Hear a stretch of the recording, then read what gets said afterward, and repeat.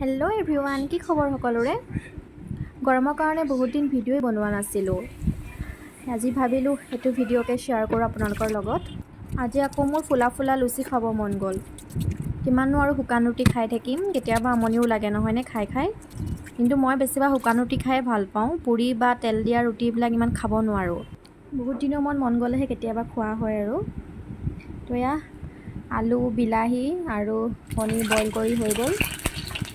এতিয়া অলপমান ফ্ৰাই কৰি ল'ম। আলুখিনিও অলপ ফ্ৰাই কৰি লৈছোঁ।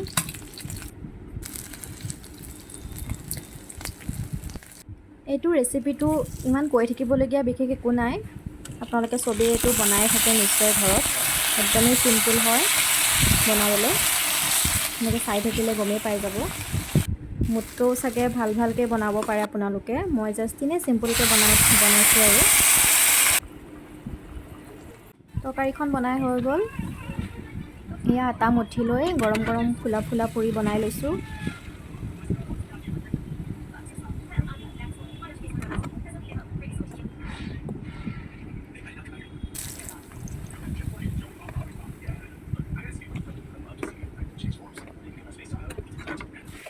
মই তেলটো বৰ বেছিকৈ নিদিওঁ, কেৰাহীত ডুব যোৱাকৈ অলপমানেই দিওঁ। আপোনালোকে দেখিছে কিমান অকণমান তেল দিছোঁ মই। জাষ্ট মানে পুৰিটো অকণমান ফুলিব পৰাকৈ দিওঁ আৰু তেলটো। এয়া হৈ গ'ল বনাই। এতিয়া গৰমে গৰমে খাওঁ আৰু। আজি মোৰ ভিডিঅ'টো ইমানখিনিয়ে আছিলে। যদি আপোনালোকে চাই ভাল পায় তেতিয়াহ'লে লাইক কমেণ্ট কৰিবলৈ নাপাহৰিব। পুনৰ লগ পাম। Bye bye.